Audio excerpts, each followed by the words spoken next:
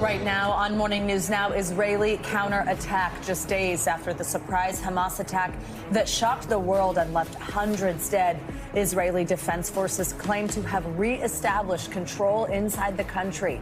Israel's military bombing the Hamas-run Gaza Strip, ordering a complete siege. No electricity, fuel, or food allowed inside. Prime Minister Benjamin Netanyahu saying this is just the beginning. We have always known what the Hamas have been. Now the whole world knows. This terrible enemy wanted the war, and it will receive a war. This morning, Israeli defense forces gearing up for a potential all-out invasion of Gaza, summoning 300,000 reservists. Palestinian officials also say hundreds, including civilians, have been killed in Israeli operations against Hamas. This, as we've learned, Americans are likely among the many hostages being held by Hamas, which is now threatening to execute one hostage every time Israel attacks a civilian area without warning. Good morning. Thanks for joining us. I'm Joe Fryer. And I'm Savannah Sellers. We're going to get right to our top story, and we have full team coverage of this rapidly developing situation with teams on the ground in Israel all the way here to Washington. We begin with NBC News foreign correspondent Kelly Kobiea, who is in Ichilov Hospital in Tel Aviv. Kelly, first of all, just what's going on where you are, and just what's the overall situation like inside Israel right now after the military said it secured the border with Gaza? Well, Joe, I'm sure you can hear it's a very loud environment here. This is a hospital lobby. It's been turned into a blood donation site, and there is a constant stream of people coming here wanting to donate blood. One man told us that he came here on his lunch hour hoping to come in and out. He was told to come back in 3.5 hours. The wait is that long. Underneath us is a parking garage that is being turned into an emergency hospital. Several layers of a parking garage. The parking bays are still there. They're moving dialysis machines down there. They will have full life support capability down there, trauma, operation.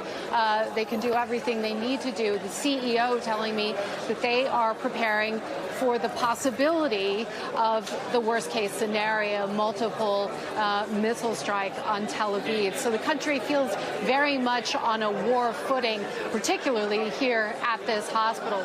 Some stores are starting to open, some restaurants are starting to open, but people in Tel Aviv are still sort of in a state of shock, still coming to terms with this massive change. On the military side, the IDF, Israeli Defense Force, said that they've conducted about 200 strikes overnight and into the morning on what they say are Hamas and Islamic Jihad positions inside Gaza. They say that they hit 2 mosques, one used as a command center, the other for weapons storage, according to the IDF. So that counteroffensive pressing forward. And just in the past few minutes, we've learned that air raid sirens are now sounding in the biggest city in the south. Guys, that's the latest in terms of what's happening here in Israel. And now, Kelly, if you don't mind, if we could switch over to talk about what's happening in Gaza. Hundreds of Palestinians have been killed following another night of these intense Israeli airstrikes. At the same time, Israel has also imposed this full blockade, meaning nothing or no one getting in or out, food, water. Is there anywhere for Palestinians to go? What is the humanitarian situation like within Gaza for civilians? Now, it's a dire situation inside Gaza for civilians. The United Nations says some of their workers have been killed. They say that health workers have been killed. About 180,000 people are now displaced. The vast majority of them are being placed into makeshift shelters, schools, essentially, that have been built by the United Nations. Those are the safest places for families to go. We're seeing video coming in from Gaza of rescue workers pulling children out of the rubble in some cases. Again, Israel says that they are hitting military targets, but we've said over and over again, this is an incredibly densely packed urban area, and there are homes and people and apartment buildings that are also being affected. The numbers continue to rise. More than 700, closing in on 800 people killed in Gaza now, according to Gaza health officials, and more than 100 100 of them are children. More than 100 are women. On top of that, there's a humanitarian crisis developing. A lot of people are dependent on aid there. Food distribution is sort of on hold. The UN struggling to distribute food there. And they're also warning that medicine and fuel supplies are both running low. Fuel that is used to run the generators to keep the hospitals working there, guys. Kelly, real quickly, I do want to ask you about the hostage situation in Gaza. Do we have any solid numbers on how many Israelis Hamas is holding right now? Still no firm numbers. The IDF, Israeli Defense Force, say that they have identified a number of hostages. I don't want to give you the wrong number. It's at least 30. It may be as many as 50 that they've positively identified as being held hostage in Gaza. We don't really know the condition of these hostages because we're not hearing that from Hamas. There's no way to verify how they're doing. There's been some discussion of possible prisoner swaps, that there are discussions ongoing. And the question, is Hamas open to releasing women and children in response to the Israelis releasing some female prisoners? And there's conflicting information on that as well. One Hamas official saying, yes, we're open to that idea. Another saying, no, not until the military operation is over. So a lot of unknowns still when it comes to those hostages inside Gaza, guys. All right, Kelly Kobiea in Tel Aviv. Kelly, thank you so much. Yeah, now we want to bring in Elon Troen for more. He is a Brandeis University professor and an Israeli historian. The violence in Israel also, though, deeply personal to him. His daughter and son-in-law were killed in their home by Hamas militants. Professor, thank you very much for joining us, of course, on something so difficult. We are so sorry for your loss, and we appreciate you being with us this morning. Obviously, you're dealing with this unimaginable grief. Again, such a personal part of this tragedy. First, we'd just love to hear from you and give you the opportunity to just tell us about your daughter, what you want us to know about Deborah and your son-in-law, Shlomi. They were a beautiful couple. Both of them are musicians. They were teachers. They ensured that their children in the elementary grades went to a joint Jewish-Arab school so that the classes were conducted both in Arabic and in Hebrew, with the idea in their own perspective that since we live in a fractious area, that it'd be important that people learn each other's languages and cultures so that they might be able to find the means to accommodate to one another and live together. And it was to that, and Shlomi, my son-in-law, actually taught in the school for a good many years, a school called Hagar, named for Abraham's first wife and the one who was considered to be not favored. It was a way of saying, we will privilege those who think they're not favored here, and we will give them priority because we seek accommodation. So that's the couple who lost their lives, and in part, they saved their son's life, a 16-year-old boy, by throwing their bodies on him as the Hamas came, used explosives to break through the doors to their home, and then used explosives to break through their so-called safe room. And then came back time after time to see if they had killed everybody in the house. And when they weren't satisfied, they lit the house afire, as they did all the other houses in the neighborhood, expecting that if there were a survivor, that survivor would run out and then they could shoot him. These were people who came bent on murder. And they succeeded to have such a significant extent that in this house right now, we also live in the Negev. The siblings and the surviving children are together discussing how and where they're going to bury their parents, because it can't be done in the community in which they made their home because it's still a war zone. So where does one go? And how does one arrange that? There are so many corpses that have been assembled. Some are unidentified. Our kids have given their DNA, and they know where their parents are. But extracting them from the mass and bringing them to a community or a place where it is appropriate for them to be buried is a problem. These are the kinds of issues that children, and I might say parents, should never have to face. But that's going on, and that's because we are suffering through a pogrom. Now, it's because of pogroms in Eastern Europe that my parents and grandparents came to the United States of America. Never did we believe that that kind of experience would replicate itself here, and that our grandchildren would encounter that as an experience of life. Mm-hmm. So there's frustration, there's anger, there's not hate. We recognize this is not Islam. We recognize that this is a variant stream, a wild weed, if you like, that has attacked all kinds of people based upon their identity and their faith. And that's what a pogrom is. A pogrom is not a military action between one military against another. It's when people with arms go against innocent civilians and attack them because of their difference in faith and difference in identity. So we know that Hamas is not the entire Arab world, but we know that's the part we have to deal with. We're thrilled, as my kids wanted to believe, that we could find accommodation. The Abraham Accords, the relationships with Morocco, the possibility of Saudi Arabia, the fact in the university, Ben Gurion University, where I've taught for decades, that there are Arabs who are heads of departments, that 50% of the people studying pharmacy in Israel are Arab, 20+% of the students at our MIT, the Technion, are Arabs, that my daughter learned Arabic as a pediatric oncologist at Hadassah Hospital because she wanted to serve the students who were coming, the patients who were coming from across the border and within the Arab communities of Israel. We came here to live in peace, and instead we get the same kind of fundamental anti-Semitic hostility which still exists in this part of the world and is directed to Christians, to Jews, and to people who do not belong to the community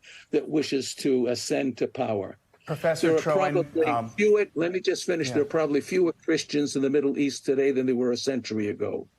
Almost all the Jewish communities a century ago have been uprooted, and they were here for 2,000 plus years. So I just wanted to make clear that anger is not directed against the Arab world. It is not directed at people who have a different faith. It is directed against the people who behave in this outrageous way and those who would support them. Sorry. Professor Ilan Troen, thank you so much. Your expertise in this area is so appreciated this morning. And of course, we are so sorry for your loss. And we appreciate you sharing a little bit about your family with us. Thank you. Now, hundreds of families are still looking for loved ones who were abducted by Hamas militants over the weekend. That's right. NBC News Chief Foreign Correspondent Richard Engel sat down with one mother who is holding on to hope that her daughter is alive.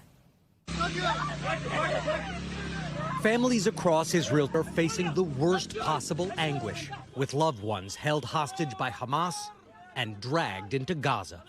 Among the missing is Romi Gonen, a 23-year-old waitress who enjoys travel. This was her last birthday before Romi went to that doomed music festival. Romi was going to a party. Her mother, Mariv, first heard from Romi by phone as rockets started falling on Saturday, which was not that unusual for Israel. She's calling me, Mommy, what should I do? Tell me what to do. No worries, the bombing will stop in a minute. Just be relaxed, go to your car. But this attack kept going.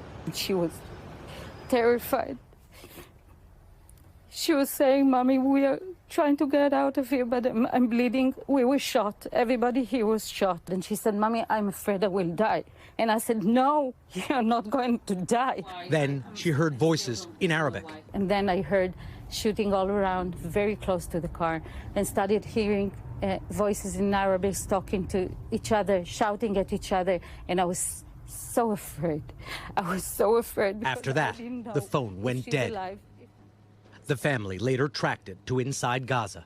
We drove to the town of Sderot near Gaza, close to where the music festival was held.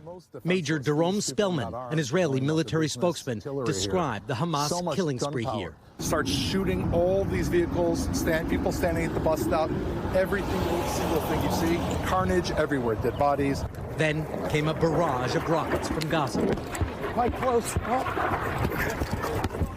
Get in. Everybody in? This is what we're up against. This is like a shooter situation in the U.S. Imagine 1,000 shooter situations happening constantly. You think we're clear? We are. As we left for another part of Sderot, Israeli troops seemed tense. It turned out with good reason.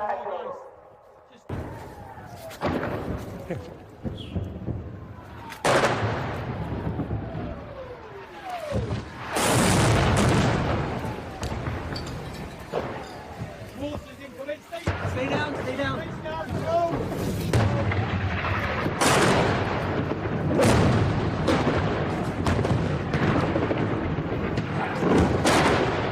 Nico. Keep rolling. So these seem to be mortars. They are coming in very close. No one on our team was injured. Mirav and her family are trying to hold themselves together. But as they looked at photos of Romy and reminisced, her sister Daria was overwhelmed. When you hear the sound of pure grief, it never leaves you. It's raw and primal. It's all over Israel. Our thanks to Richard Engel for that report. And now we are joined by Yohanan Plesner. He's the president of the Israel Democracy Institute and a former member of the Knesset, the Israeli parliament. Yohanan, thank you very much for joining us this morning. We appreciate your time. And we want to pick up on this thread of hostages, as we just heard there from our colleague, Richard Engel. Dozens of them, numbers upwards of 100 is what we've been hearing. Now the militants have threatened to start executing hostages if Israel bombs civilians in Gaza without warning. What are the possibility for next steps here with Netanyahu and Israel's defense forces, given this hostage situation? What do you think happens next in Gaza?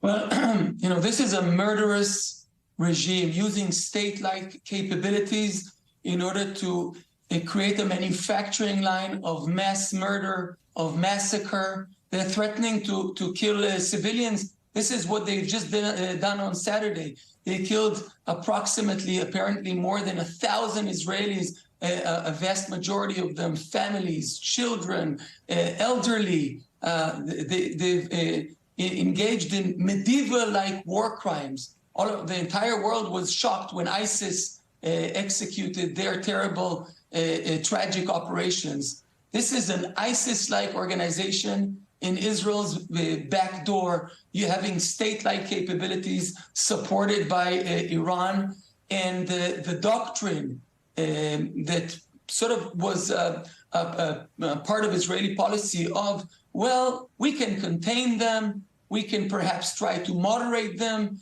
play with a carrot and stick policy. This failed. Those people cannot be trusted.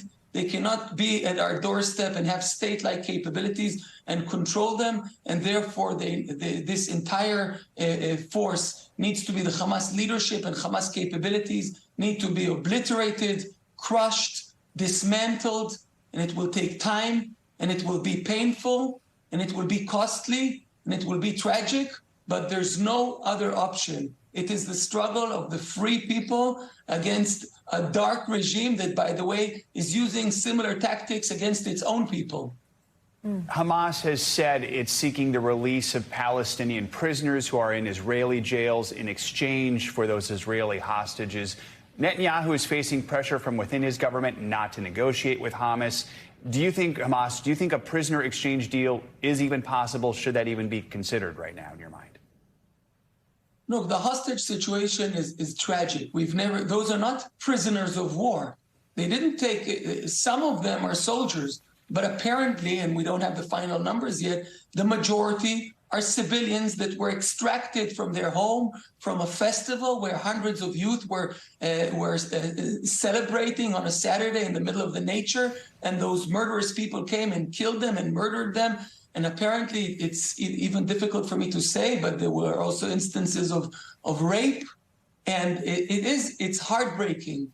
And therefore, obviously, they have to immediately release at least all of the civilians. This is a violation of any kind of ethic, any kind of norm. Now, Hamas continues to send troops to try and enter into Israel and kill Israeli citizens.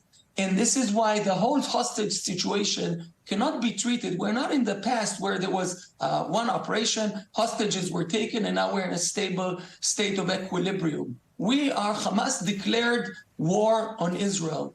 We're in a state of war. We care about our hostages, but the highest priority is first and foremost to crush Hamas capabilities. And it's not easy because they are committing double war crimes. They're also attacking civilians and also situating their capabilities and people within their own civilian population. So civilians on the other side that will not detach themselves and remove themselves from Hamas operatives and Hamas capabilities are putting themselves in grave risk because Israel is going to go after every Hamas person. All of them need to be removed. If you had ISIS people on your back door 5 kilometers away from your communities, what would you have done? You would have tracked them down and caught or eliminated each and every one of them. And this is what Israel is going to do. And while we were surprised and received the biggest blow in 75 years, and it's painful and it's difficult, but it's also heartwarming, and I'd like to share it with you, to see the mobilization of Israeli society, hundreds of thousands of reservists, and so many other thousands that have been released from reserve service many years ago are requesting and demanding and pleading to be recruited again. And civil society is all mobilized, and Israelis are supporting one another. So Israel is strong, and Israel will prevail, but it needs the support of the international community, not only now, but also when it will be more difficult, in a week or 2 or 3, when there will be a severe price. And we're not bloodthirsty. We're not looking to harm any civilian, but civilians will be harmed as a result of this terrible, tragic situation that Hamas lured us into. Yohanan Plessner, thank you very much for joining us this morning and providing your analysis here. Thanks for having me, and I wish us all the best. For more on how America is responding to the attacks, we're joined by NBC News senior White House correspondent Gabe Gutierrez. Gabe, good morning. So we are expecting to hear from President Biden this afternoon. We first heard him react to the attacks over the weekend. What can we expect to hear from the president today?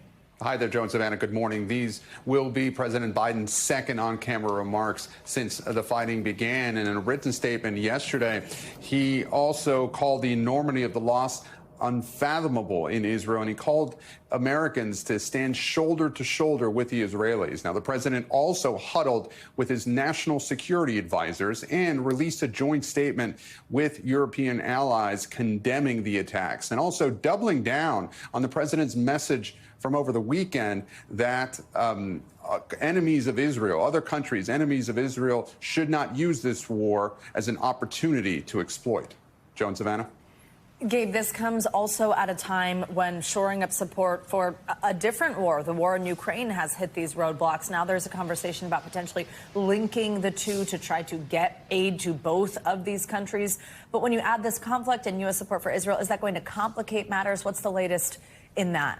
Well, several things, Savannah. First, we know that the U.S. is sending those military assets to the eastern Mediterranean already to try and act as a deterrent. But the question becomes what happens when more appropriations are needed. And right now, the U.S. House does not have a House Speaker. So, yes, according to an administration official and to pro-Ukraine Republican lawmakers, there is a lot of talk right now about potentially linking any future funding for Israel to Ukraine because of skepticism among the Republican conference about giving Ukraine some of that funding. Right now in the Senate as well, there's also some skepticism. So there could be some sort of linking between that funding for Ukraine as well as that funding for Israel. And Gabe, here's the thing. Right now, there is no U.S. ambassador to Israel. The White House is pushing hard now to try and get the Senate to confirm its pick. Real quickly here, what needs to happen next?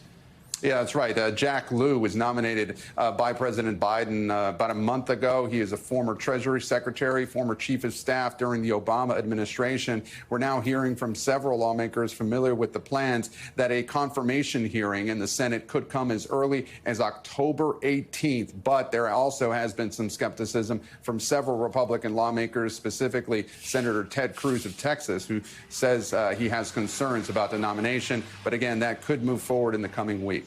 All right, Gabe, thank you so much. Appreciate it. Thanks, Gabe. Now let's bring in Avi Meir. He is the editor-in-chief of the Jerusalem Post. Good morning, and thank you so much for taking the time to talk with us again this morning. I know you were here on our show yesterday. When we spoke with you then, you had said that the Jerusalem Post had been subject to numerous cyber attacks, and it's looked like it's still been offline for at least periods of time this morning. Tell us the latest on that front and how you are getting stories out there. Well, as you said, the Jerusalem Post has been under sustained cyber attacks since this assault started on Saturday morning. Our website has been on and offline alternately during that period. At the moment, it is currently offline yet again. In the past, we know that there have been state actors that have acted to take the Jerusalem Post offline who want to prevent the truth from this region from getting out to the world. That is certainly a possibility now, too. Our cyber folks are looking into it. We're working with colleagues in a variety of different areas to see how we can get back online and ensure the truth is able to get out to the world. Is particularly sensitive and difficult time in Israel. Of course, we are available on all social media platforms. Those remain active at this time, and we're working to get our website back up and running as well. Of course, information obviously is so important right now. Talk about the challenges of just doing your job, gathering information, getting information to your readers. With a war going on around you, what are you and your colleagues doing to stay safe? Look, we are, of course, following the instructions of Israel's Home Front Command, the authority that's responsible for ensuring that civilians are kept safe. Just yesterday, as you're showing right here, Jerusalem came under rocket attack. My team and I had to go to the bomb shelter in our building. Every building in Israel has a bomb shelter for exactly this reason. But of course, did not prevent us from doing our work. We did put out a paper this morning, as we have every single day for the past 90 years of our existence. We will continue to do so no matter what the circumstances may be. But I can tell you that many of our staff members are in shock. I've had staff members who've been called up for reserve duty, others whose children have. We have a dedicated hotline that journalists in Israel are using to connect them to mental health professionals during this time. I know several of my employees have availed themselves of that service. It is an extremely, extremely difficult period for many, many Israelis, and particularly those whose job it is to get information out there and who are surrounded by this all the time, as many of us are. Avi, tell us something that you're covering right now that you're seeing in this on the ground as you are continuing to do your job and report what's happening there, that you feel the rest of the world needs to know, maybe something that's not getting into these bigger headlines. I mean, look, I think the extent to which this is affecting all Israelis is something that may be lost on our audience. You know, if you think about how large this catastrophe is, at the moment we have 900 people who've been confirmed dead. That number is likely to increase. Proportionally, that's the equivalent of 9 9/11 attacks in Israel.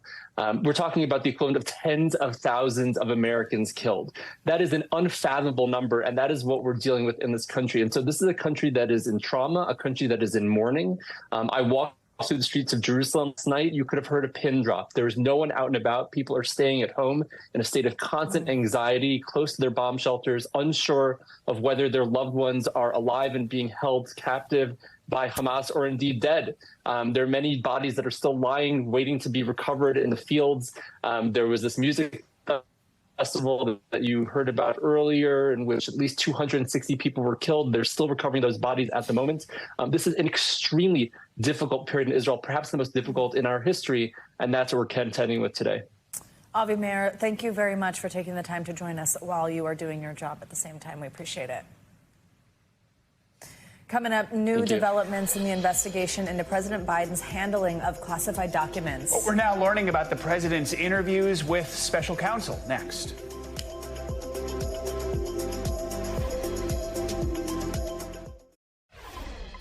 Welcome back. President Biden has been interviewed as part of the ongoing special counsel's investigation into his handling of classified documents. Yeah, documents with classified markings were discovered at the president's Delaware home and at a D.C. office he used after he was vice president. The documents were returned to the government after they were discovered. Biden also voluntarily allowed other searches to occur. A person familiar with the matter says special counsel Robert Hur led the interview himself. NBC News legal analyst Danny Ceballos joins us now with more on this. So the White House says the interview was voluntary, held over 2 days. A person familiar with the matter says the interview was scheduled weeks ago. Talk to us about the types of questions that might have been asked here, what the special counsel was probably looking for. Knowledge that either President Biden or, Vice President Biden or Citizen Biden, depending on the time, because the timing is critical, knowledge that the documents were removed, knowledge that he retained the documents. Those are all key elements in any number of statutes that potentially could be at play here if there are any possible criminal charges even being considered. Danny, we've also learned that several aides who worked for Biden in these final days of the Obama administration were interviewed as well. What type of punishment would there be if the special counsel were to find that they acted recklessly with these classified documents? It's conceivable they could be charged under, for example, the Espionage Act, but that really doesn't seem likely. Aides in particular are people who act at the behest of others. If they were packaging documents up, they may not even have the knowledge of whether or not a document marked classified, not only that it is classified or what they're supposed to do with it. If it's even in a file folder, you can't see the face of the document. So, I mean, the government could try to pursue it. That would not be a high probability of success. So I seriously doubt aides are going to be exposed to any kind of criminal problem. So when you're a special counsel and you're interviewing someone who is at the center of the investigation, does that usually suggest we might be near the end of the investigation? Yes, generally it does. The challenge is that the government, the DOJ, keeps all of its investigations tightly under seal. So a lot of that is conjecture. But yes, as a general principle, the head of the organization, in this case would absolutely be Vice President, Citizen, or President Biden, is somebody who would be at the top of virtually any food chain. So he's who you would leave last, in all likelihood. All right, Danny, thank you so much. Appreciate it. As always. An autumn chill is in place from the Midwest to the Northeast. Yes, it is. They could feel it this morning. Michelle Grossman is with us with our forecast. Hey, Michelle, good morning. Hey there, guys. Yeah, you need the coats, the sweaters as you head out today because we are chilly once again. We're above freezing in some spots. A lot of spots from the Great Lakes to the Midwest, the Northeast in the 30s and 40s this morning. And we're going to keep that chill in place as we go throughout this Tuesday. We have 29 million Americans under freeze alerts. We're talking frost advisories, freeze warnings. The freeze warning is in the hot pink color. That includes Duluth, Minneapolis. You have a frost advisory as well as portions of the Ohio Valley as well. So that chill stays in place today. We're looking at temperatures 5 to 15 degrees below what is typical for this time of year. So later on this afternoon, we'll still just only be in the low 50s in Green Bay, 50s in Detroit, Minneapolis, also Buffalo. That's probably one of the bigger stories as we go throughout the day. We'll see those temperatures moderating tomorrow in portions of the plain and even into the Ohio Valley. St. Louis tomorrow, 80 degrees. That's 11 degrees above normal. And then 80s for Dodge City, Oklahoma City, Fort Smith, and also Memphis. We're going to keep it cool still in the north. We're looking at Cleveland in the 60s Thursday, Friday, low 60s Saturday, still in the 50s in Minneapolis Thursday, Friday, and Saturday. That's one big story. Then we're also tracking a few soggy spots. One is in southern Texas. We have tropical moisture that's going to move onshore, and that's going to bring some pretty heavy rain today, and then it's going to spread into the Gulf Coast states. I'll show you that in just a minute for tomorrow. Rain and wind still in the Pacific Northwest. It's cool there, too. Some spots 20 degrees below normal. We have a couple cold fronts that are moving onshore, and that's bringing that rain. And then tomorrow, we're going to see the chance for some mountain snow as well. This is what it looks like tomorrow. There's that mountain snow in portions of the Intermountain West, so the Rockies. Could see some snow there. We're warm still in the plains, but look at that flood risk along the Gulf Coast states. We could see 4, 5, even 6 inches of rain in some spots. A nice day in the Northeast, and then, guys, we're watching PM storms in portions of the Midwest. Back to you both. All right, Michelle Grossman, thank you so much. We want to return to our top story, get the latest on the war in Israel and the overwhelming task of treating those wounded in the war. Like any crisis, there is an urgent need for blood, and people are starting to line up outside Ichilov Hospital in Tel Aviv to donate. That is where we find NBC Nightly News anchor Lester Holden. He joins us now with the latest there. Hi, Lester. Good morning. Thank you very much for joining us. So tell us what it is that you're seeing there on the ground in this hospital with blood donations, how people are coping, how people are stepping up to help. Yeah, I'm told people answered the call almost immediately, and they have had lines ever since Saturday snaking out of this building, people who want to donate blood.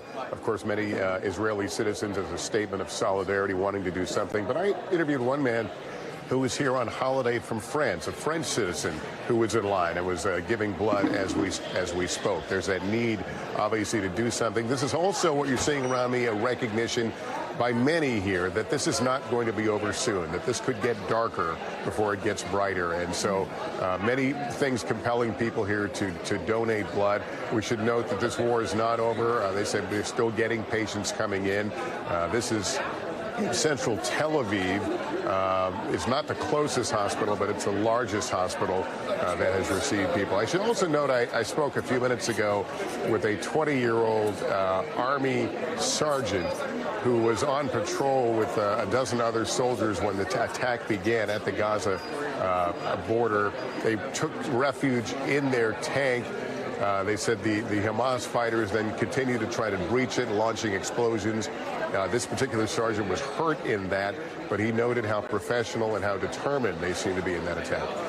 Lester, you have covered a lot of war zones. You've been to the region many times. Just what were your initial thoughts about what you saw when you first arrived there and what you've seen in the past couple days? Well, I think the most apt comparison, as I covered the 2006 Israel-Lebanon war, that one I was on the other side of the fight, on the Lebanese site, where the rockets, I should say, were going outbound toward Israel. They were creating civilian casualties. I think it was something like 44 people were hurt in that. But what, of course, is strikingly different here is that civilians have been targeted. Civilians have been literally dragged across the border here. Children have been dragged across the border. That's something I've certainly not covered before. I don't think we can think of an apt comparison where we've seen that kind of brutality at work. It's one of the things that I think has energized and mobilized people here, trying to find those who are missing, and then at some point try to get answers as to why it seems Israel was so taken off guard. Absolutely. Lester, you, I know, have been meeting people who have been dealing with this in one way or another. Of course, it's a small country. So many people know or were personally impacted by somebody who was maybe taken hostage or had their home invaded. I know even a man who rushed to the aid of his family and was able to help. Tell us a little bit about some of these incredible stories that you're hearing of the people who jumped in to help.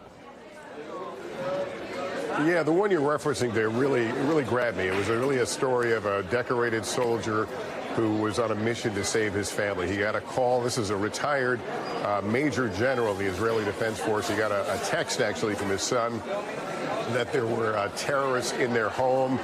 They were in the neighborhood, that they were in danger. He said, get in your bunker. I'm on my way. He and his wife, who was also a retired Israeli officer, made their way, going around checkpoints, made their way to their son's neighborhood, joining the fight at one point, seeing some Israeli Defense Force soldiers, telling them who he was, grabbing a weapon and joining the fight. He believes he killed at least one terrorist. Ultimately got to his son's home, was able to free them successfully.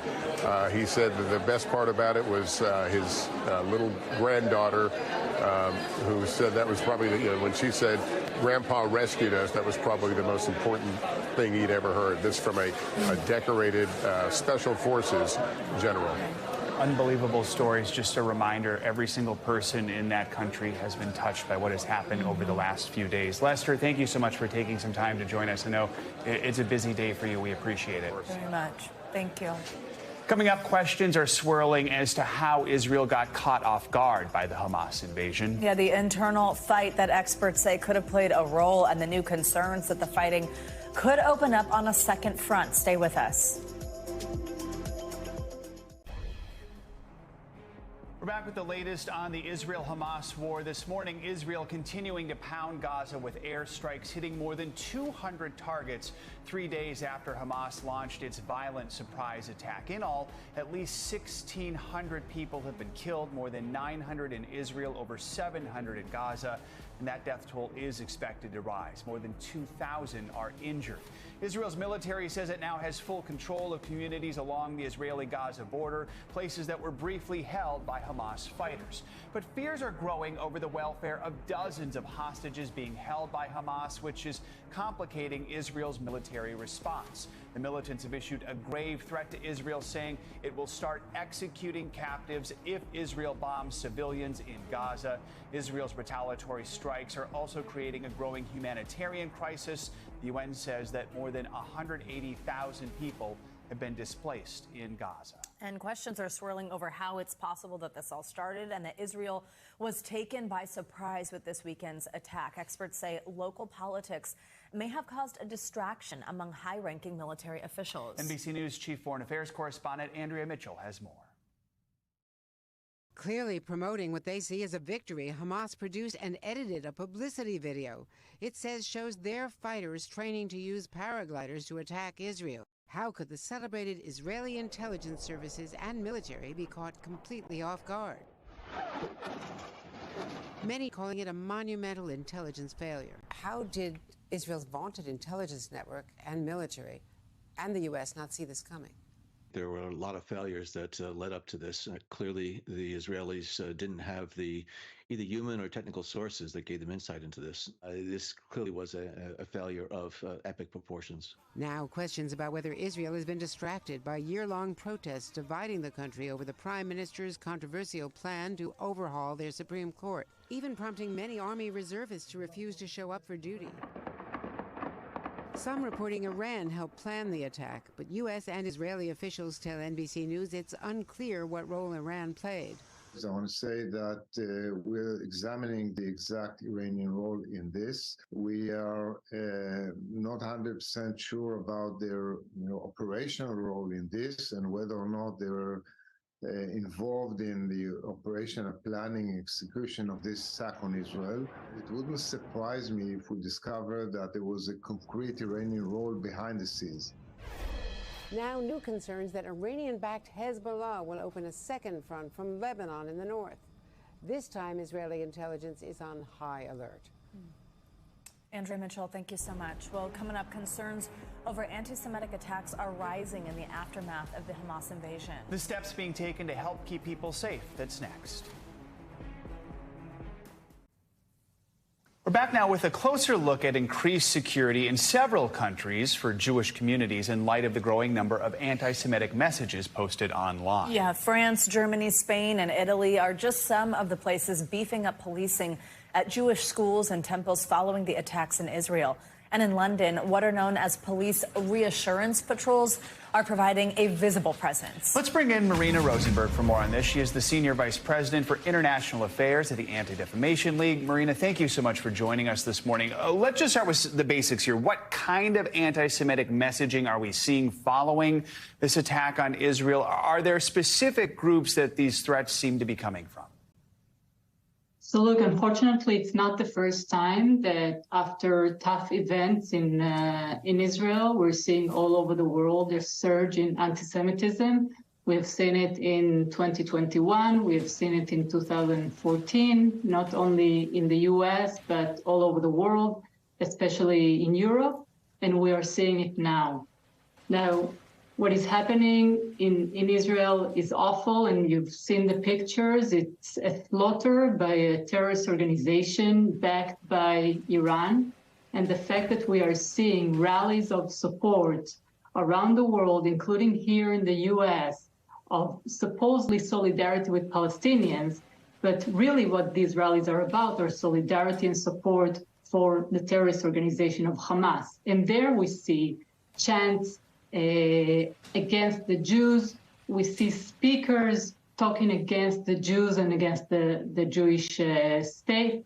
But it's not only that. We see it online, and we see incidents, especially in Europe. The French community have reported over 20 anti-Semitic incidents only in the past 48 hours. As you all said, we saw it also in the UK, attacks against a kosher restaurant. And we're seeing it this morning also in Sydney. So we are very much concerned. You mentioned that this is not the first time that this has happened. When we see violence like this in Israel, in this area, that you've seen this before. Explain the link here, why that emboldens people, why we see a spike in anti-Semitic threats when attacks like this occur.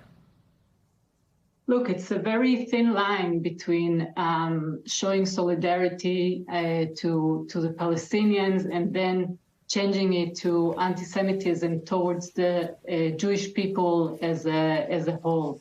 We see it also on a daily basis when groups that show themselves or claim that they're only in solidarity of Palestinians are really anti-Semitic, calling for the destruction of the Jewish state and taking out their rage against the Jews. Many see the Jewish people as representing the Israeli government, and this is anti-Semitic and wrong.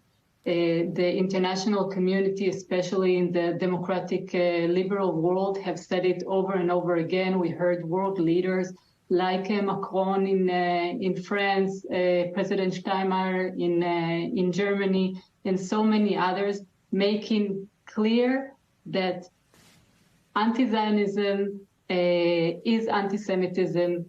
People that are seeing Jews as representing the acts of the Israeli government, that is absolutely unacceptable, and it's pure anti-Semitism. Marina Rosenberg, thank you so much for taking time to join us this morning. We do appreciate it. Thank you for inviting me. Coming up in its darkest hour, a story of hope in Israel. How communities are rallying together to help those who need it most. Stay with us.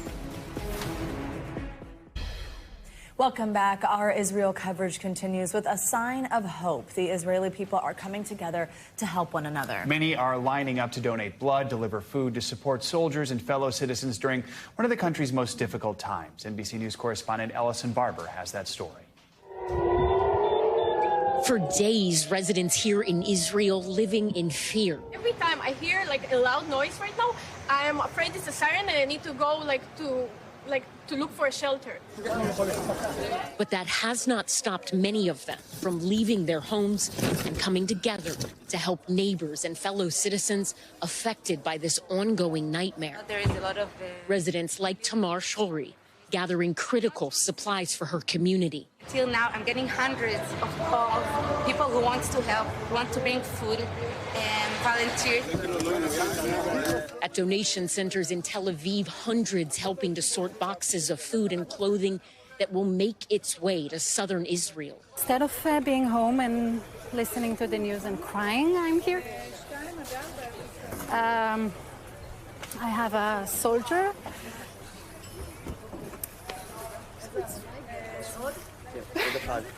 It's very emotional. In Jerusalem, a 3-hour line forming as Israelis showed up to donate blood for the thousands of wounded across the country. The country's at war, and as a civilian, it's very important to do my part, to do what I can. The deputy director of Israel's National Blood Service thanking the public for their ongoing help. We were not prepared for this, and we need more and more blood every minute, every hour, 5 times more than usually. It's just amazing. I'm so proud of Israeli people in this situation. Citizen volunteer Elizabeth Schwartz has seen the heartwarming efforts firsthand. The overall feeling is like this harmonization of people. That's kind of this like infectious, uplifting energy, despite the fact that we're all living through these trying times. She says donating and volunteering has given many people, like herself, an outlet to cope with the sense of helplessness during this conflict. So this is our way of giving back, even if it is through more smaller acts of service or kindness. A nation coming together amid its grief. Our thanks to Ellison Barber for that story. Now, over in Gaza, what was already a dire humanitarian situation is now growing even worse at an alarming rate. The ongoing Israeli bombing campaign has decimated large swaths of the Palestinian enclave, killing hundreds and displacing more than 187,000 people, according to the UN. NBC News foreign correspondent Molly Hunter joins us on this now. Hey, Molly, good morning. So just some staggering numbers coming out of Gaza from the UN. What is the organization's reaction to what's being called this full siege imposed by Israel, stopping also water, food, electricity into the area, in addition to what we may see militarily. Is anything being done to try to establish humanitarian corridors? Hey guys, good morning. Right, that is the real fear right now, is that what Israel has unleashed on Gaza just in the last couple of days is not near kind of the full force of their counteroffensive, of their response that they may see. And so UN officials are very, very nervous for the 2.2 million civilians who live in that densely populated area. I do have a soundbite from a spokesperson for the UN High Commissioner for Human Rights. Take a listen and I'll talk to you on the back end. This risks seriously compounding the already dire human rights and humanitarian situation in Gaza, including the capacity of medical facilities to operate, especially in light of increasing number of injured people. The imposition of sieges that endanger the lives of civilians by depriving them of goods essential for their survival is prohibited under international humanitarian law. Guys, the numbers that we have this morning from the Gaza Health Ministry, an updated 770 killed, 4,000 injured. And as I mentioned, the population of the Gaza Strip, 2.2 million, 50% are children. Savannah, you asked about humanitarian corridors. The only option for a humanitarian corridor would be through the Rafah border crossing. It's the only other border crossing out of Gaza into Egypt. No word yet on even if that is open for civilians, but certainly the pressure on Egypt to help with that humanitarian situation in the near term will be strong. Molly, we understand the European Union was forced to backtrack on an announcement it made yesterday to suspend aid to the Palestinians. Help us understand what's happening there. Yeah, so for a little context, the EU gives a massive amount of aid to the Palestinian Authority. They're the biggest donor of Palestinian aid in the world. And it is one of the most divisive issues. Of course, 27-member bloc, lots of different opinions. It's a very emotional issue, of course, over the last 24 hours. So the infighting has really been playing out over the last 48 hours. What we've seen, we saw a unilateral statement that basically announced they would put the 691 million euros in aid under review. Well, just a couple of hours later, the EU's top diplomat, Joseph Borrell, said the Commission will, quote, not suspend the due payments as punishing all Palestinian people would have damaged the EU interest in the region and would have only further emboldened terrorists. Now, there is an EU foreign ministers meeting later today. You got to bet that will be on the agenda. And actually, just in the last few minutes, there was a tweet from Borrell, who just said, I've invited Israeli foreign minister and the Palestinian foreign minister to address the meeting and present their views. No word on whether or not they will join, but that is certainly a sign of at least some dialogue. Guys? All right, more to come. Molly, thank you so much. Appreciate your reporting. That's going to do it for this hour of Morning News Now. But the news and our coverage of this story continues right now. Don't go anywhere.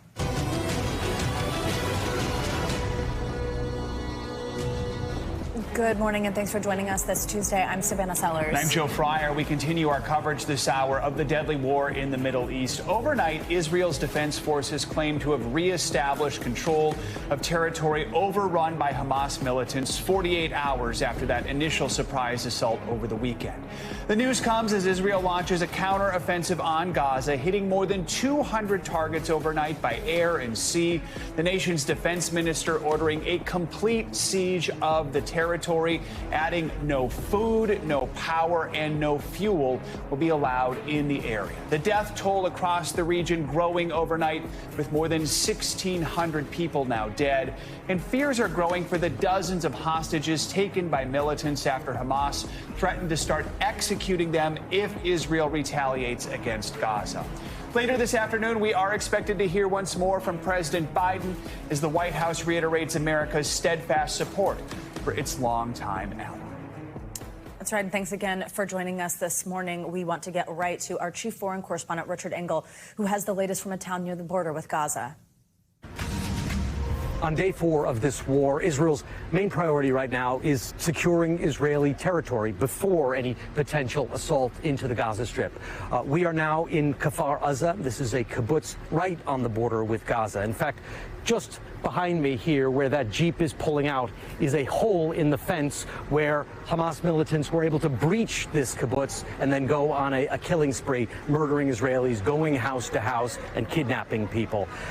Israeli forces just secured this area, and they are still searching this community, looking for Israeli victims, and they believe that dozens of Israelis were killed here alone. Israel is changing the skyline of the Gaza Strip, flattening it. Medical officials in Gaza say more than 700 Palestinians have been killed. Israel has also cut off Gaza completely. No power, food, and water allowed in. It's a total siege. The Israeli government says the goal is to crush Hamas and drive the militant group from power. Israel has told Gazans to seek shelter and protect themselves. But where can they go in a region that's sealed off? And this war, now in its fourth day, could soon get far more intense. This morning, Israeli military vehicles are lined up outside of Gaza, ready for a potential ground assault. On Saturday, Hamas launched an unprecedented attack, sending more than 1,000 fighters into Israel. Hamas says it prepared for this for over a year, and this morning released training videos showing its fighters practicing blowing up the security fences around the Gaza Strip and breaking into Israel. Israelis have also been collecting dash camera and CCTV footage to understand how Hamas attacked. In one video, Hamas fighters can be seen entering a kibbutz, laying in wait for a car to open the gate, shooting the driver, and then slipping in. More than 100 bodies of Israelis were later discovered there. Another video shows what it was like to try to escape. The car racing away is shot in the windshield. The driver still manages to keep moving until more shots come in, and the vehicle loses control and crashes. U.S. officials say Americans are among the dead and missing, possibly taken hostage. Hamas is now threatening to kill hostages and film the executions unless Israel stops attacks on civilians in Gaza. Israeli troops are still searching and securing this area, and this is just one of many communities right along the Gaza Strip where Israeli forces are now reasserting their control.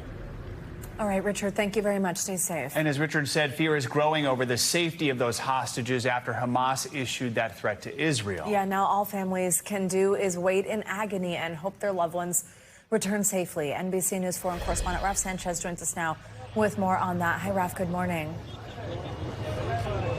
Savannah, good morning. We're about 2 miles from the Gaza border here, and you can see this area is now absolutely full of Israeli troops. We've been hearing a gun battle playing out not that far from here. Overhead, more rockets in the skies. Israel's Iron Dome missile interceptors bringing them down. But a couple hundred yards down the road is one of the kibbutzim, the communities that were overrun by Hamas fighters in the early hours of this war. Many of the Israeli hostages were taken from places like this, and in a small country like Israel, there are families in nearly every city who are today hoping for news of their loved ones and praying for their safety. This morning, families waiting in agony, their loved ones under a new threat. That warning from Hamas that it may execute civilian hostages in response to Israeli strikes. Up to 150 people being held captive as new details emerge of the deadly raids by Hamas militants in Israeli villages, towns, and this music festival. Yesterday, Savannah spoke to Yoni Asher. If you could speak to those who are holding them, what would you say? What would your message be? The message is, these are babies. Babies, women, families are off limits. Show some decency, show some respect. His wife Doron and little girls Raz and Aviv now hostages of Hamas. Doron being blindfolded here, one arm wrapped around her daughter, her mother next to her. Later, we went to see Yoni in person. How you doing? Trying to be calm. If there was some way that you could take their place, they could be free and you could go to Gaza. Where do I sign? I'm willing to get killed right now for their lives. Anything to bring them home. They can take me for as long as they want. It's a pain being shared this morning by American families. Abby On, an American living in Israel, told Lester Holt she watched in horror as a Hamas militant took her cousin, 12-year-old Erez Calderon, hostage. It's something that no parent, no human can ever imagine. This Israeli father's grief is universal. Yaakov's only child, Noah, screaming for help as she's carried into Gaza. Her boyfriend, hands tied behind his back, helpless to save her. Yaakov at least has what so many Israeli families are praying for. A video from Saturday showing Noah inside Gaza, alive and apparently uninjured. Now, guys, you can see there are jeeps full of Israeli troops behind me. In just the last couple of minutes, a number of tanks have rolled past. Every indication that we have is that Israel is preparing for a large-scale ground offensive inside of Gaza. That is an operation that would be complicated enough at the best of times. That would be urban warfare in one of the most densely populated places on earth. But adding to the complication for Israel's military, how do you carry out that operation without harming the hostages? Jeff. All right, Raf, thank you so much. You and your team, please continue to stay safe. Yeah.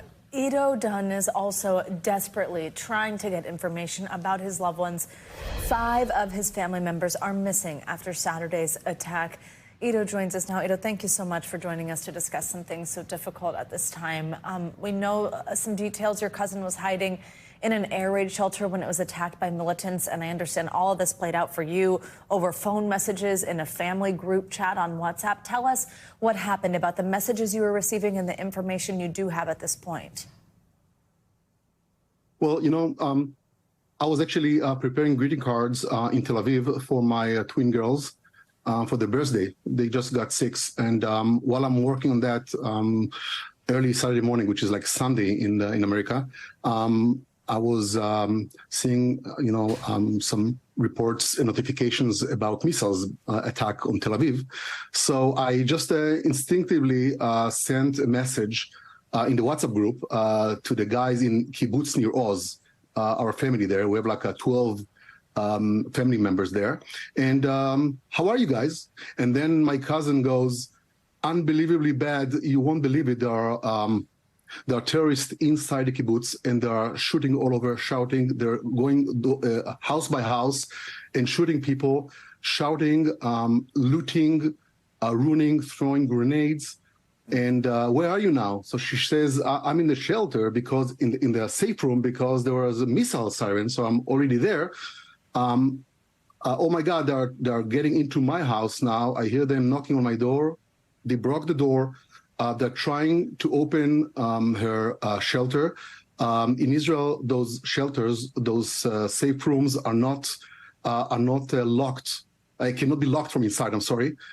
So she had to hold the handle while one of the terrorists is trying to open it and execute her. And she's sending it to us, and we just can't believe that. And I'm trying to pretend to my kids and wife that everything is okay because I see everything only in WhatsApp. Was just a mess. And at the same time, her mother, the grandmother, that you can see on the screen now, Carmela, was with one of her grandchild, which is actually Noya. She's 12 years old with special needs on the spectrum. And they all report the same thing. And at around noon, after 3 hours, we lost basically contact with all of them. They all went dark on the group, and for hours and hours, there was no sign. There was no sign of life, and they also told us before noon that there's no Israeli forces around. They just hear Arabic shouts, shooting, and shouts in Hebrew of the people and kids and old women who got shot. This was terrifying and very brutal. I don't think we ever experienced something like that, or even close to that with the brutality. And apparently, only at 7:13 p.m., 7:13, sorry, we got this message from my cousin that she survived. And apparently, what I'm trying to say that the army and the police managed to get back into the kibbutz 10 hours after it started. So basically for 10 hours, the Hamas terrorists were just doing just atrocities inside the kibbutz. Terrible, terrible things. And then not only that, they continued and burned as many houses as they could, some of them with the people alive inside, and just burn them down to the ground. This is just unreal situation. Those are kids. An 8-year-old grandmother, with the heart condition that needs to take her medicine. She's now without her medicine there.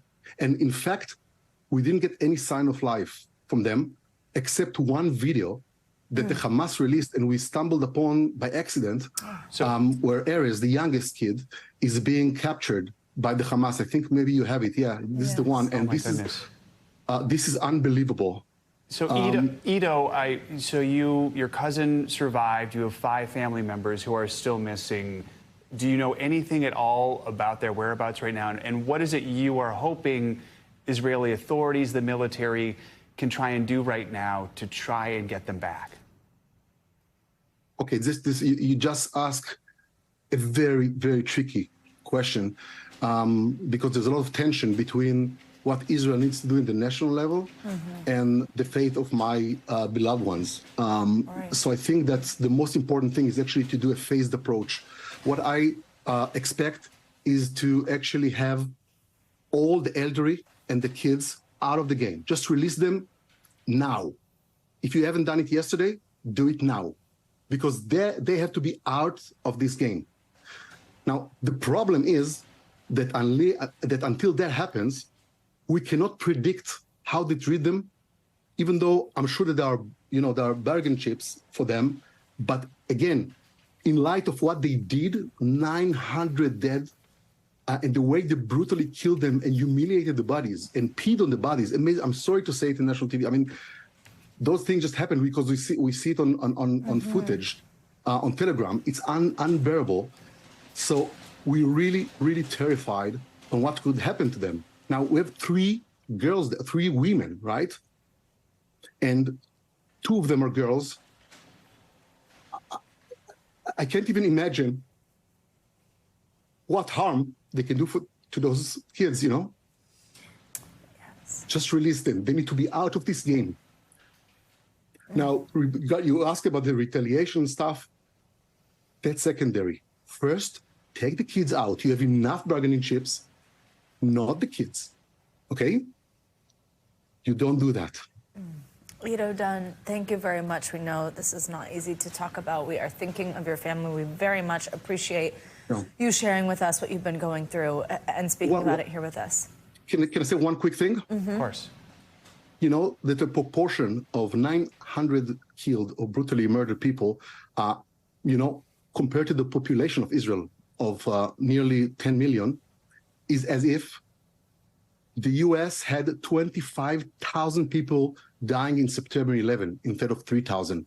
25,000. Let's ask ourselves, what would America do if that would be the toll in 9/11? Because we know how the world changed since 9/11 and what happened.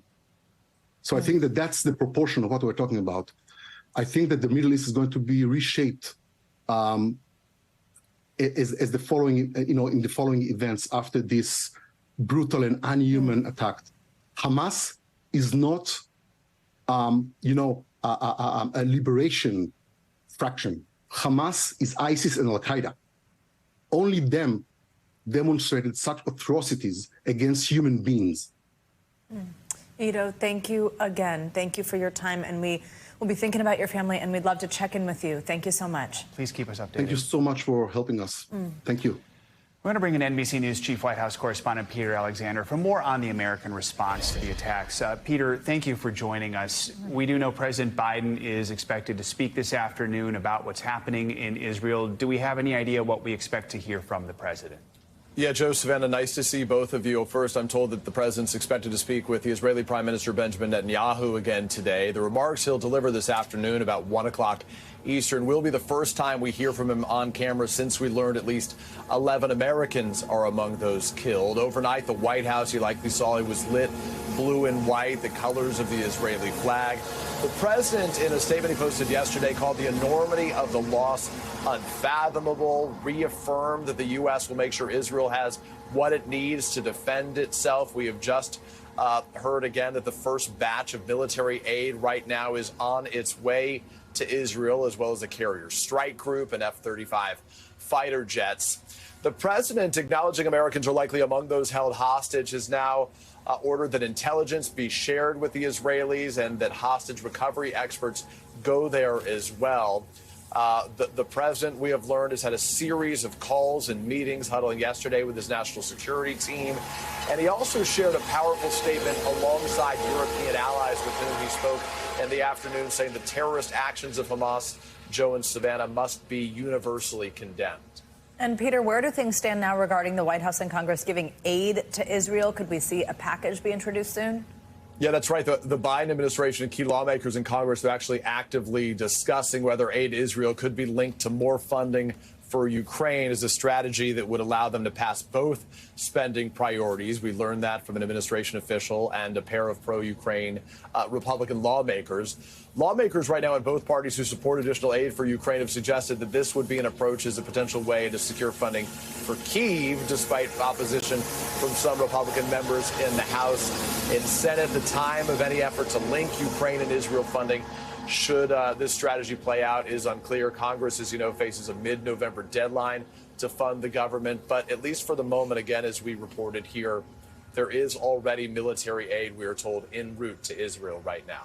Peter, while we have you, we want to ask you about one other thing about the president, the special counsel's investigation into President Biden's handling of classified documents. We learned last night he was interviewed by special counsel Robert Hur directly. What more are we learning about that interview?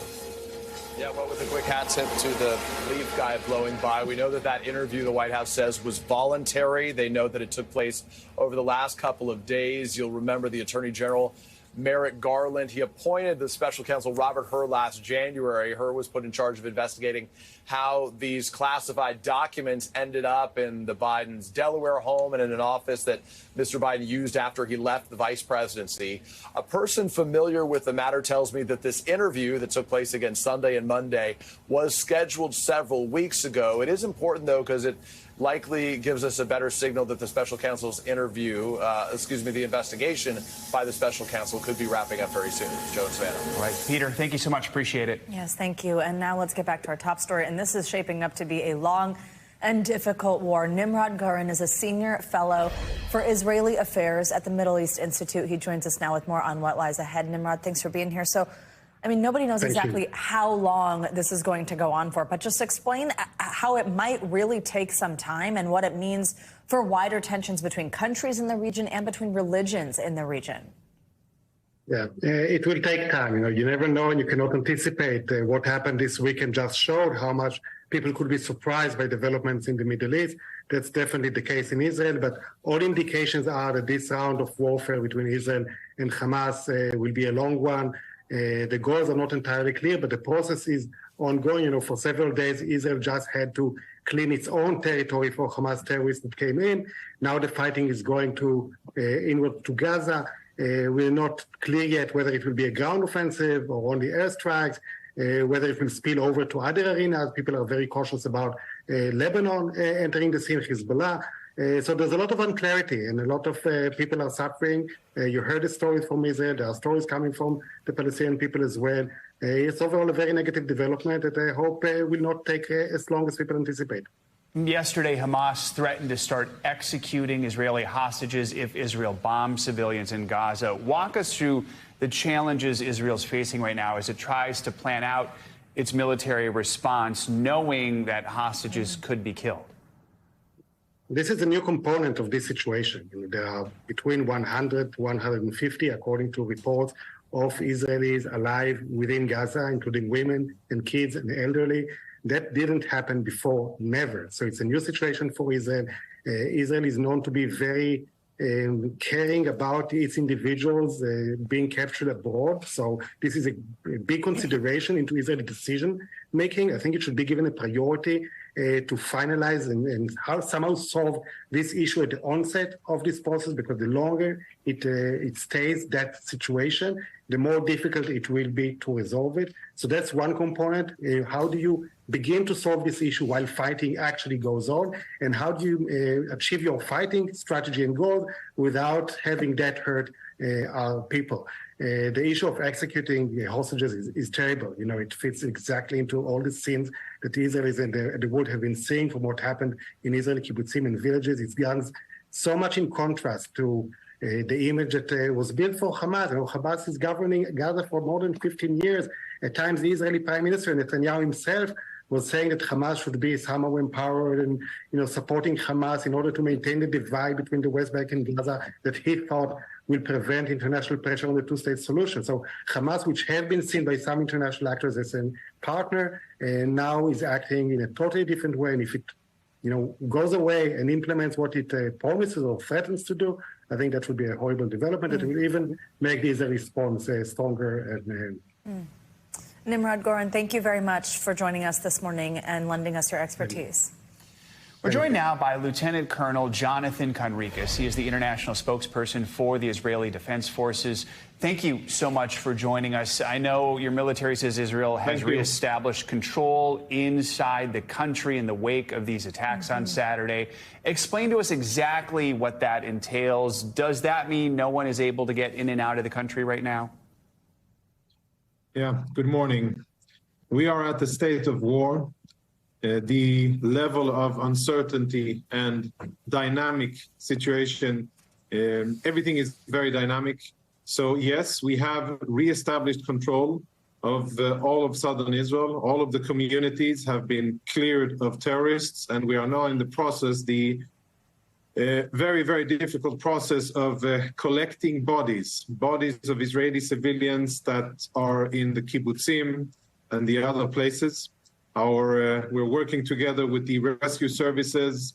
There's nobody there who really needs medical, but we're talking more about collecting corpses, unfortunately. That's what we are doing in the communities, and it took us, I'd say, almost 48 hours to reestablish control. There were more than 1,000 Hamas terrorists who were able to infiltrate into Israel and attack our civilians. We have killed most of them. And some of them were able to flee back to the Gaza Strip and, as we all know, to abduct Israeli civilians together with them. But as of now... We are back now with the latest on the search for a Speaker of the House. Republicans are meeting today to hear pitches from candidates after Kevin McCarthy was ousted last week. That's right. NBC News Capitol Hill correspondent Ryan Nobles joins us now with what is next and what's happening now. Ryan, good to see you. So House Republicans have been holding these closed-door meetings trying to select a new Speaker. Who are the main candidates right now? And do we think this will be an easier go-around than last time? That took 15 rounds of voting before. Are we going to see something like that again?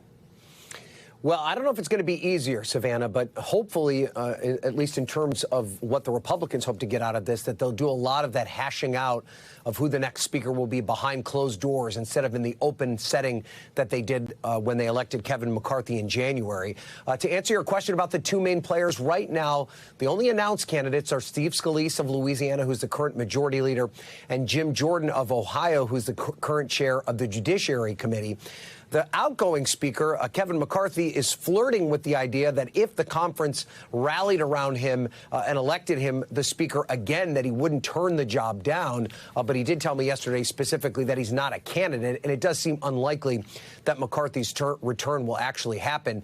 The issue here is that they've got to get to someone who can get 217 votes on the floor. It's not just enough to win the majority of the conference, because, as you know, as we saw with the last speaker election, if 5 or 6 Republicans vote against whoever the rest of the conference picks, then we could be in a degree of turmoil. So we'll see how it goes. They'll have a closed-door kind of conference meeting tonight where the two speaker candidates will make their pitch, and then they hope to have some sort of resolution by Wednesday. So, Ryan, how is the war in Israel impacting the search for a speaker? And also, by the way, how is not having a speaker then in turn impacting Congress's ability to react to the conflict? Well, I'll answer your second question first, Joe, and simply it's paralyzed Congress. They don't even have the ability to put a resolution on the House floor that would just offer support for Israel, something that would probably get 400 votes. They can't even put it to the floor because the current Speaker pro tem, Patrick McHenry, only has the ability to run another election for Speaker of the House. They can't move any legislation through the Congress. And it has created a sense of urgency within the House Republican Republican conference about the need to elect a speaker. But you have to keep in mind that this isn't an issue of just a majority of people within the conference feeling that sense of urgency. Because the margins are so tight, just 2 or 3 Republicans could upend the entire process. So while we did see widespread concern about the need to put a new speaker in place as soon as possible, unless they can find that broad consensus, and when I say broad consensus, 217 votes, this situation will remain paralyzed. So we'll have to see how this plays itself out. All right, Ryan Nobles, thank you so much. Cool temperatures and even some rainy weather could be headed your way. Michelle Grossman is here with all the details and your forecast. Hey, Michelle, good morning.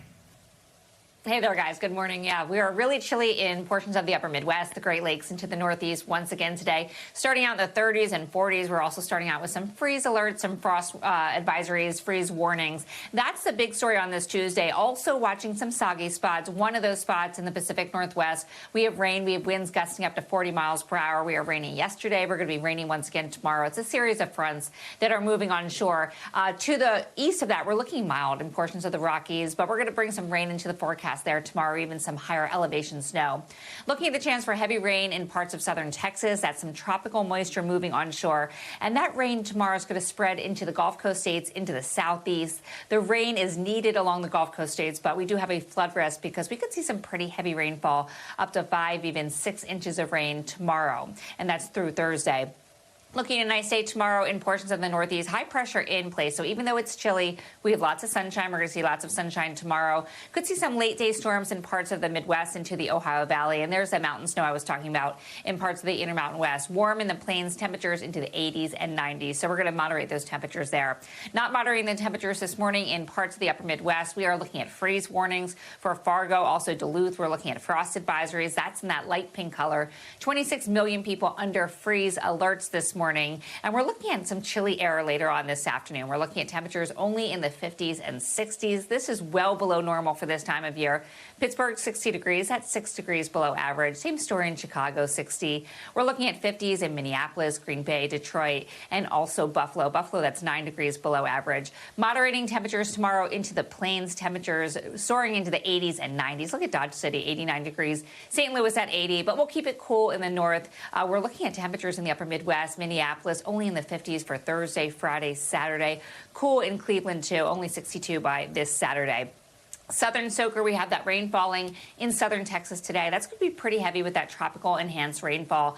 And then we'll see that move off to the east tomorrow. So the Gulf Coast, you're going to have heavy rain into the southeast as well. Georgia, the Carolinas could see some rain as well. And then we're also tracking that rain in the Pacific Northwest. Back to you both. All right, Michelle, thank you very much. Well, coming up, continuing coverage of the war in Israel. After the break, we're going to take a closer look at the militant group behind the stunning assault, Hamas. Who are they and how did they become such a violent force in the Middle East? That's next on Morning News Now. We are back with more on our continuing coverage of the Israel-Hamas war. Israel is bombarding Gaza this morning with airstrikes as it carries out what they call a complete siege on the blockaded strip of land. Israel's military is also cutting off essential supplies like food, water, fuel, and electricity, adding to the worsening humanitarian crisis there. In all, at least 1,600 people have been killed, more than 900 in Israel, over 700 in Gaza, and that death toll is expected to rise. More than 2,000 are injured, and fears are growing over the welfare of dozens of hostages being held by Hamas. The militants have issued a grave threat to Israel, saying it will start executing captives if Israel bombs civilians in Gaza. This morning, we want to take a closer look at Hamas. The group has a decades-long history of violence against both the Israelis and Palestinians. But who are they, and how did the group come to control the Gaza Strip? NBC News correspondent Valerie Castro explains. Hamas, the militant Islamic group that carried out an unprecedented attack in Israel, has long called for the end of the Jewish homeland. U.S. intelligence officials say Hamas, formed in 1987 during the First Intifada, wants to establish an Islamic Palestinian state in place of Israel and governed by Sharia law.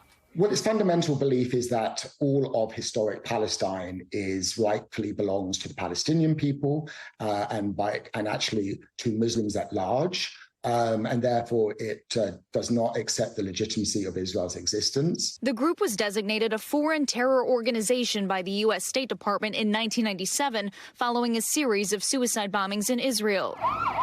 Hamas took complete control over the Gaza Strip in 2007, about 2 years after Israeli forces withdrew from Gaza, leaving the region under Palestinian authority. A win in the Palestinian parliamentary elections in 2006 over rival political party Fatah, ultimately putting the group in power. Hamas supporters celebrating their landslide victory in Palestinian elections.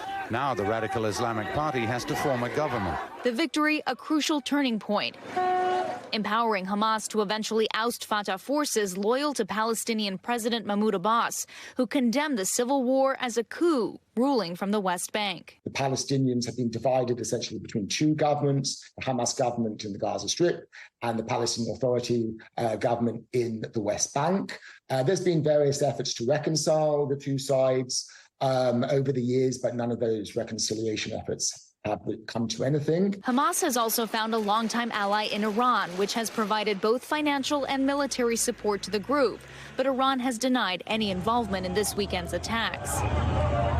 For decades, Hamas and Israeli forces have been in a cycle of violence that has included suicide bombings, kidnappings, and fighting along Israel's southern border that has resulted in the deaths of tens of thousands of Palestinians and Israelis, a cycle that doesn't appear to be ending anytime soon. Palestinians in the Gaza Strip are also victims of Hamas. So we shouldn't equate Hamas's actions with those of Palestinians or assume that Hamas is acting with the support of Palestinians in the Gaza Strip or Palestinians elsewhere.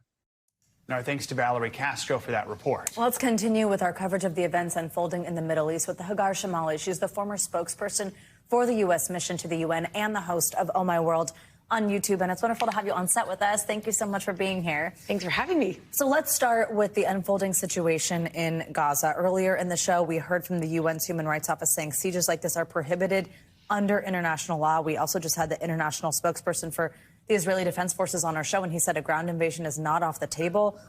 What is it that we should be focused on when it comes to what's happening within the borders of Gaza, knowing not only are there Palestinian civilians there, but also those hostages?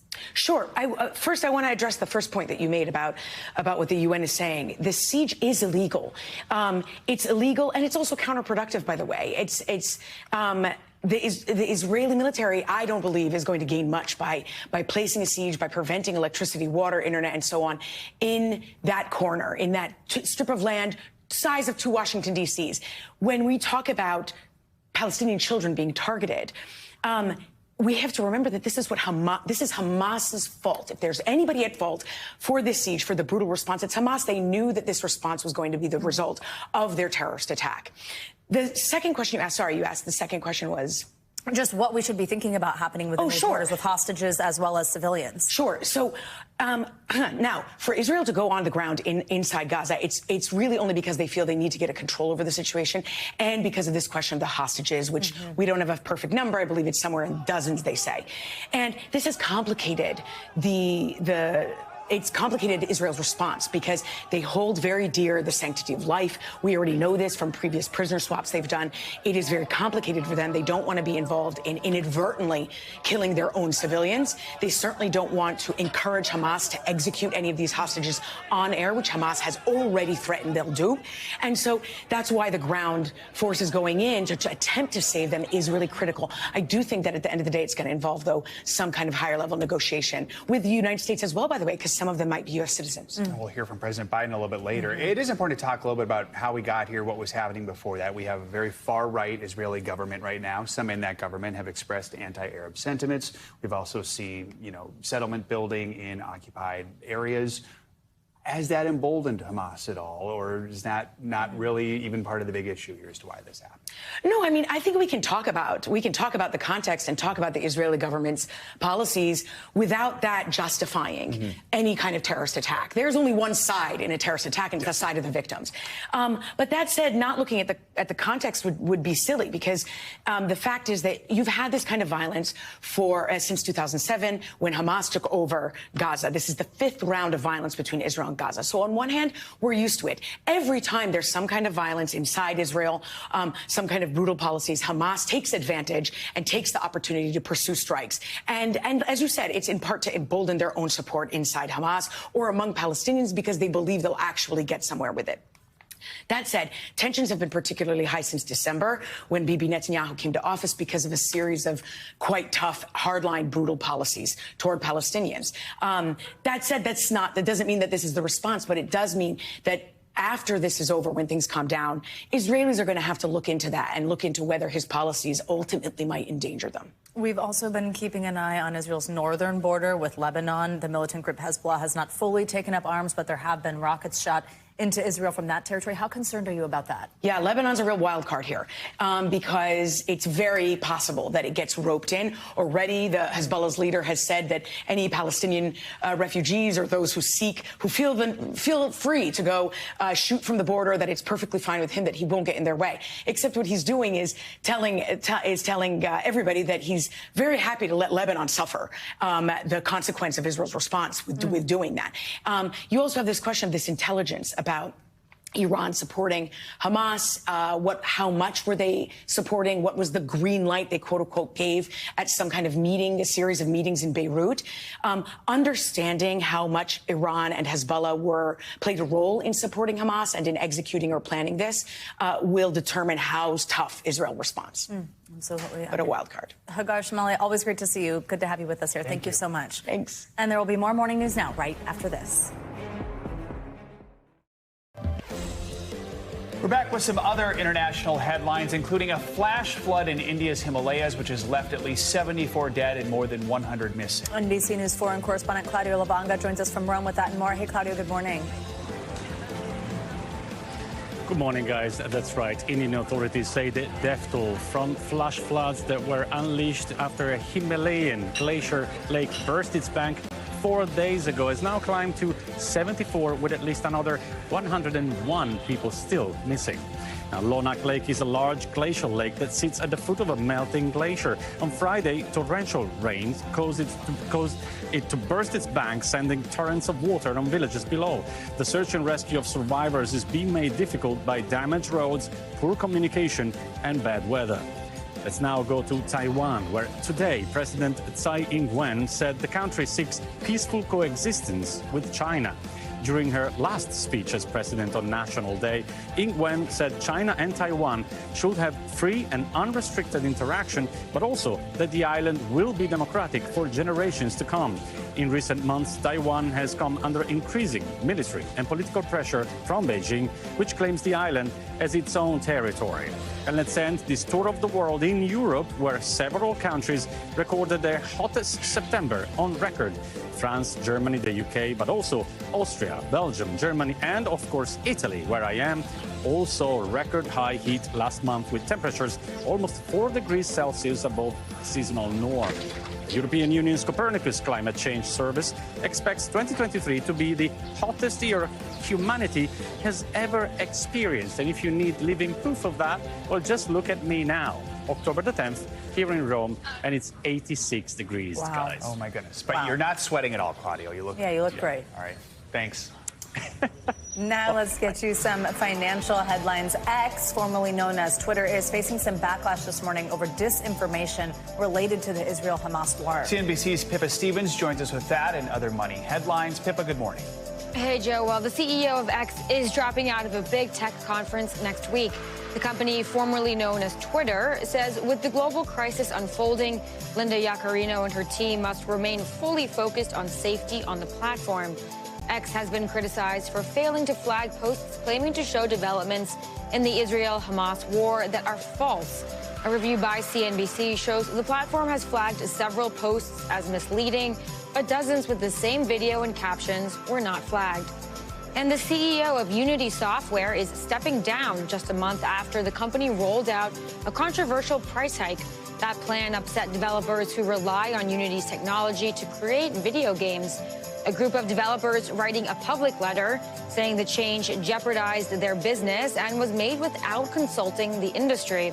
Unity eventually modified the plan, apologizing for the confusion and anger the policy cost. Joe and Savannah, back to you. All right, Pippa, thank you so much. Appreciate it. Coming up, war and our mental health. After the break, a conversation on how someone can cope with some of the images or experiences related to the war in Israel. Stick around, that's up next.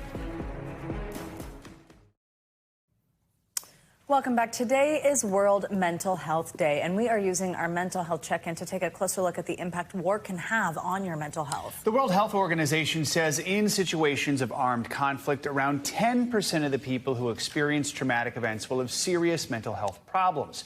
Another 10% will develop behavior that impacts their ability to function effectively. Joining us now for more on this is Dr. Soumya Dave. She's a psychiatrist and author of the book, What a Happy Family. Doctor, always good to have you with us. So just put in perspective here what war like the one in Israel can do for people's mental health, the impacts it's going to be having on people who are actually experiencing some of this firsthand.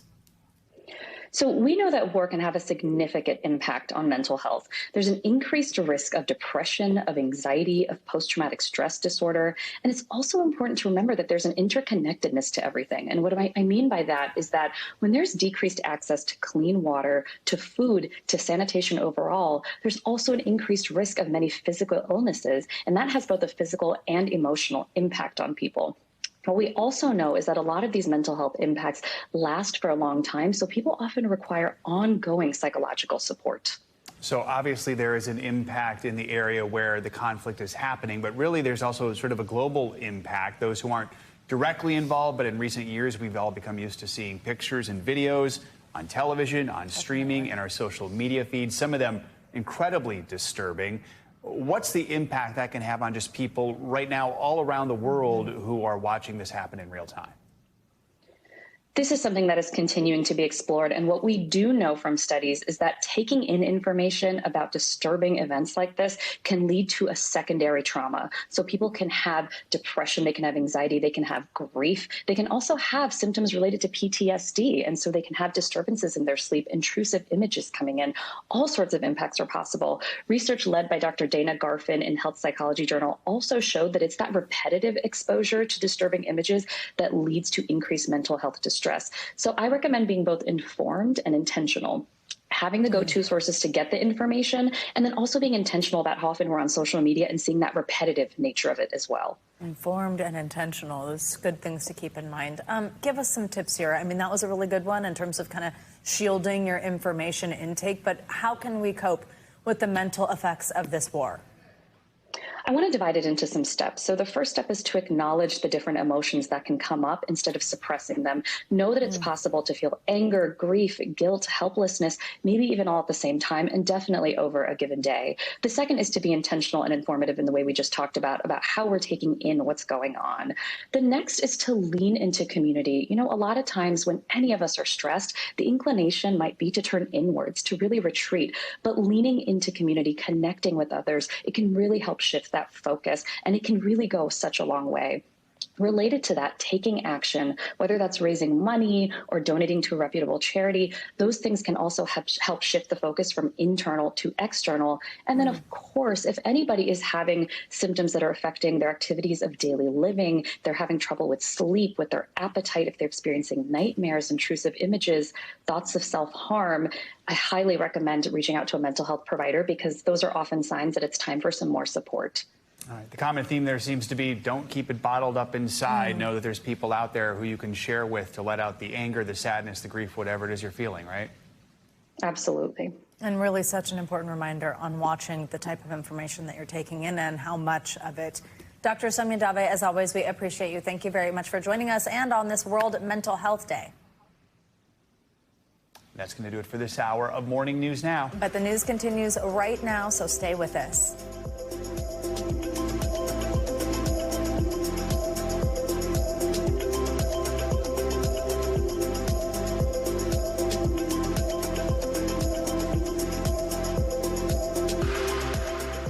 Thanks for watching. Stay updated about breaking news and top stories on the NBC News app or follow us on social media.